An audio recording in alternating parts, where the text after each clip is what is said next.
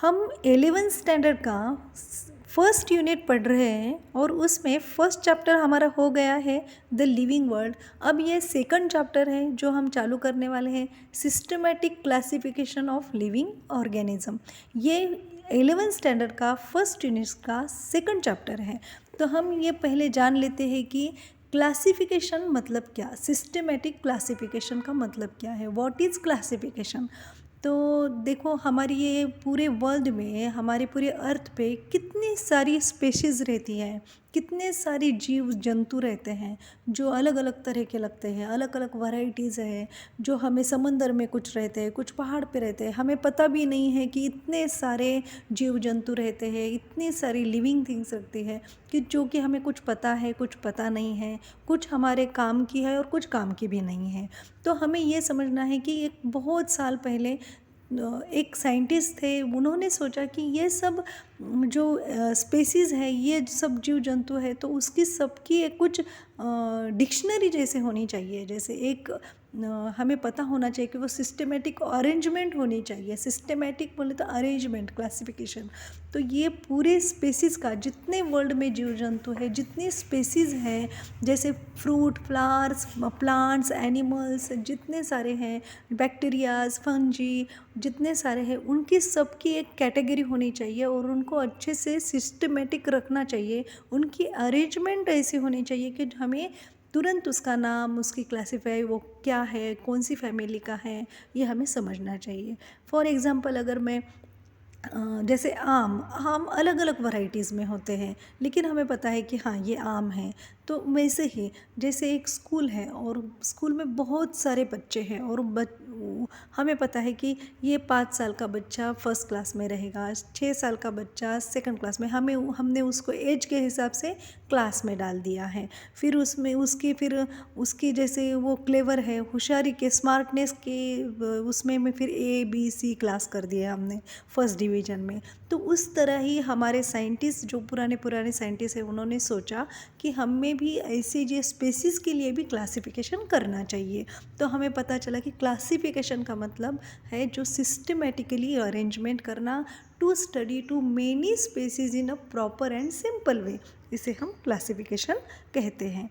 तो हमें फिर एक बात समझ में आनी चाहिए कि क्लासिफिकेशन का मतलब है कि इतनी सारी स्पेसीज़ है, वो प्रॉपर और सिंपल वे में हमें उसकी स्टडी करनी है, उसे हम क्लासिफिकेशन कहते हैं। We required a simple classification, लेकिन हमें इसकी ज़रूरत क्यों पड़ी? तो ये भी एक जानने की बात है कि हमें ये सब चीज़ करने, क्लासिफिकेशन करने की, ये हमें क्यों ज़रूरत पड़ी? क्योंकि इतने सारे स्पेसिफिक में कुछ हमारे बहुत काम के हैं, जैसे दवाई बनाने के लिए, हमारे हेल्थ के लिए, हमें बहुत सारे, जैसे डॉग है, वो हम छोटी छोटी चीज़ें हैं जो हमें हर चीज़ के लिए, हमारे फूड में, हमारे हेल्थ के लिए, हमारे एक्टिविटीज़ के लिए, हमारी डेली नीड्स के लिए हमें काम में आ सकते हैं।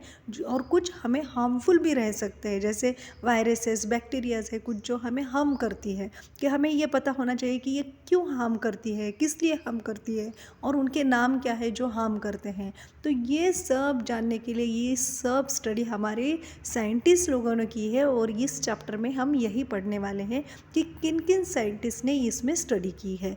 तो ये 5 किंगडम्स की थ्योरी है, जो 5 किंगडम हैं वो बनाए हैं साइंटिस्ट ने, और उनकी स्टडी हम इस चैप्टर में पूरी डिटेल में करने वाले हैं, पढ़ने वाले हैं आराम से।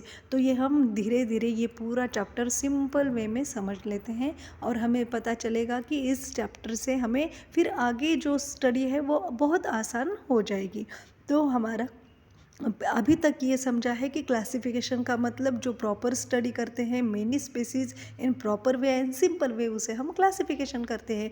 और इसकी ज़रूरत किस लिए पड़ी? क्योंकि हमें समझना होगा कि ये हमारे कुछ काम के हैं और कुछ काम के नहीं हैं, और हमारे पूरे नेक्स्ट जनरेशन के लिए सालों तक, करोड़ों सालों तक, वो जो नेक्स्ट जनरेशन आएगी, जैसे कुछ अभी डायनासोर वगैरह कुछ ख़त्म होते जा रहे हैं, या कुछ पहले जो स्पेसीज़ है, कुछ फ्लावर्स है, वो सब कुछ जो कुछ ऐसे प्राणी हैं, कुछ फ्रूट्स, प्लांट्स है जो विलुप्त होते जा रहे हैं, तो वो ना हो, कि हम उसको बचा सके, इस वजह से ही हमें इसकी स्टडी करनी है। तो ये पहले काम किया है हमारे जो बहुत पुराने साइंटिस्ट थे, एरिस्टोटल। ये ग्रीक साइंटिस्ट थे और उन्होंने ही ये क्लासिफिकेशन की शुरुआत की है। उन्होंने ये सोचा समझा कि अरे इतने सारे स्पेसीज़ है दुनिया में, इतने सारे प्लांट्स है, एनिमल्स है, तो उनकी कुछ उनके कुछ नाम होने चाहिए, उनकी कुछ हमें पहचान होनी चाहिए। जो कुछ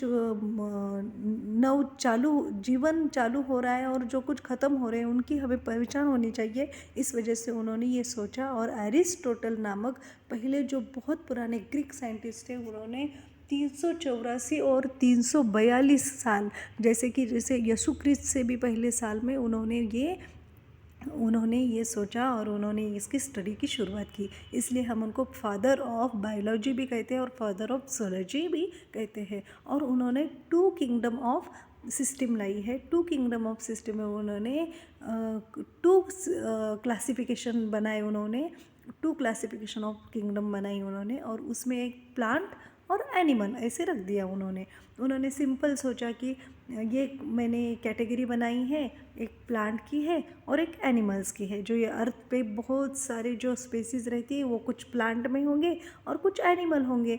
तो ऐसे उन्होंने सोचा और उन्होंने पहले ये स्टडी की कि टू क्लासिफिकेशन ऑफ किंगडम होंगे और उसका वो प्लांट या कुछ होगा और कुछ एनिमलिया होगा। प्लांटिया और एनिमलिया, जैसे प्लांट हम पता है जैसे ट्रीज़, और उन्होंने फिर ये भी कहा कि प्लांट में कुछ जैसे ट्री जो होंगे वो बड़े होंगे, जो हर्ब्स होंगे वो सबसे छोटे होंगे और श्रब होंगे वो थोड़े मीडियम होंगे, उसे हम प्लांटिया कहेंगे। इतना ही उन्होंने स्टडी की। और एलिमिनिया में सिर्फ एनिमल्स ही होंगे, कुछ नहीं। जो मूव करते हैं इधर से उधर मूव करते हैं उनको हम एनिमल्स कहते हैं। और प्लांट तो मूव नहीं कर सकते, लेकिन उसमें हर्ब, शरब और ट्री उन्होंने बनाए। ट्री बड़े होंगे बहुत, श्रब होंगे वो थोड़े मीडियम होंगे और हर्ब होंगे वो उससे भी छोटे होंगे। ये उन्हें एरिस्टोटल ने ये कहा है। इस चैप्टर में हम इतना ही